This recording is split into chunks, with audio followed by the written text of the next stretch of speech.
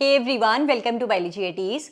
बच्चों, 12 मई 2026 को एनटीए ने जब नीट 2026 पेपर कैंसिलेशन की अनाउंसमेंट करी थी, तो उसी के साथ ये अनाउंसमेंट भी करी थी कि नीट 2026 के थर्ड में वाले पेपर के लिए जितने भी बच्चों ने रजिस्ट्रेशन कराया था, आप सभी बच्चों को अपनी रजिस्ट्रेशन फ़ी वापस कर दी जाएगी। रजिस्ट्रेशन फ़ी का रिफंड होगा। और इसी के रिगार्डिंग एनटीए ने 22 मई 2026 को एक पब्लिक नोटिस रिलीज़ किया था और वहाँ पर रिफंड विंडो ओपन करी थी और ये बताया था कि 22 मई से लेकर 27 मई रात 11:50 तक आप लोग रिफंड के लिए अप्लाई कर सकते हैं एनटीए की ऑफिशियल वेबसाइट पे जाकर अपनी बैंक डिटेल्स प्रोवाइड करके। As per the latest notice released by NTA few minutes before, अभी तक अराउंड 13 लाख कैंडिडेट्स ने एनटीए की ऑफिशियल वेबसाइट पर जाकर अपनी बैंक डिटेल्स सबमिट कर दी है। And NTA has decided to extend this refund window till 22 June 2026। आपका रीनीट 2026 का पेपर 21 जून को होने वाला है बच्चों। पेपर ओवर होने के एक दिन बाद तक 22 जून 2026 तक आप लोगों की रिफंड प्रोवाइड कराने की विंडो ओपन रहेगी। लेकिन फिर भी मैं कहूंगी आप लोग एकदम 22 जून का वेट मत करिएगा। एटलीस्ट 22 जून से भी 3-4 दिन पहले तक रिफंड से रिलेटेड जो बैंक डिटेल्स आपको एनटीए की ऑफिशियल वेबसाइट पर प्रोवाइड करानी है वो चीज़ प्रोवाइड करा दीजिएगा, क्योंकि आखिर के दिनों में फिर सर्वर इशू होता है।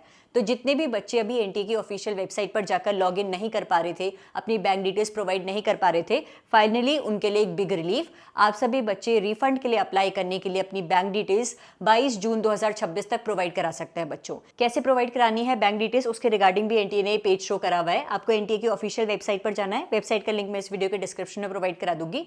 उसके जरिए अपना नीट 2026 का एप्लीकेशन नंबर और पासवर्ड एंटर करिएगा।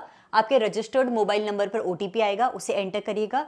फिर आप लोगों को रिफंड करके एक ऑप्शन दिखेगा, उस पर टैप करिएगा। अब आप लोगों को जिस बैंक अकाउंट पर रिफंड चाहिए, आप लोगों को उस बैंक की डिटेल्स एंटर करनी पड़ेंगी। अकाउंट नंबर, आईएफएससी कोड, वो पर्टिकुलर बैंक अकाउंट किसके नाम पर है, बैंक होल्डर का नाम एंटर करना है, बैंक का नाम एंटर करना है कि एसबीआई है, पीएनबी है, और एक और चीज दी हुई है जो कि ऑप्शनल है, कैंसिल्ड चेक। कैंसिल चेक तो ऑप्शनल है, लेकिन ये 4 चीजें मैंडेटरी है बच्चों, कि वो बैंक अकाउंट किसके नाम पर है, उस बैंक अकाउंट का नंबर क्या है, आईएफएससी कोड क्या है और बैंक का नाम क्या है। ये 4 चीजें जब आप करेक्टली प्रोवाइड करा दोगे, सबमिट कर दोगे, तो फिर आप लोगों की रिफंड की प्रोसेस स्टार्ट हो जाएगी। अब रिफंड से रिलेटेड कुछ डाउट जो मुझे पिछले हफ्तों में रिसीव हो रहे हैं, उन्हें भी फटाफट क्लियर कर लेती हूँ। आप एक ही बैंक अकाउंट की डिटेल्स प्रोवाइड कराते हुए 2 या 2 से ज्यादा कैंडिडेट्स का रिफंड रिसीव कर सकते हैं। फॉर एग्जाम्पल, अगर मैं नीट 2026 की कैंडिडेट रही थी और मेरा भाई भी उसके लिए अप्लाई कर रहा था, मेरी बहन भी उसके लिए अप्लाई कर रही थी, मेरी कजन भी उसके लिए अप्लाई कर रही थी, और हम 3-4 बच्चे चाह रहे हैं कि हम लोग अपने पापा के बैंक अकाउंट में ही रिफंड रिसीव करें, तो सेम अकाउंट की डिटेल्स प्रोवाइड कराते हुए मल्टीपल बच्चे रिफंड रिसीव कर सकते हैं।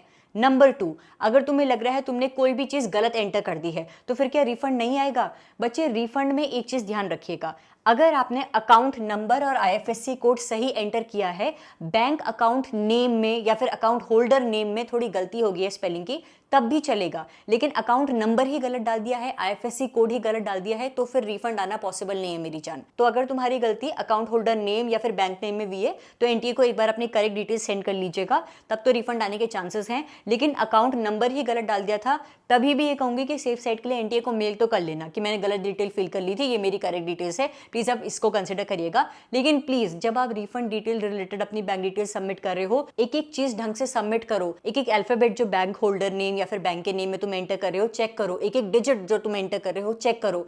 बहुत टाइम तुम्हें दिया जा रहा है रिफंड डिटेल फिल करने के लिए, प्लीज सोच समझ के बैंक डिटेल्स एंटर करिएगा बच्चों। एक और डाउट बच्चों के मन में आता है कि दी, अगर हम रिफंड के लिए अप्लाई कर देंगे तो क्या हम रीनीट के लिए एलिजिबल नहीं है? ऐसा कुछ नहीं है। जितने भी बच्चों ने थर्ड में वाले पेपर के लिए रजिस्ट्रेशन कराया था और वो अपना रिफंड चाहता है, तो वो रिफंड के लिए जरूर अप्लाई करे।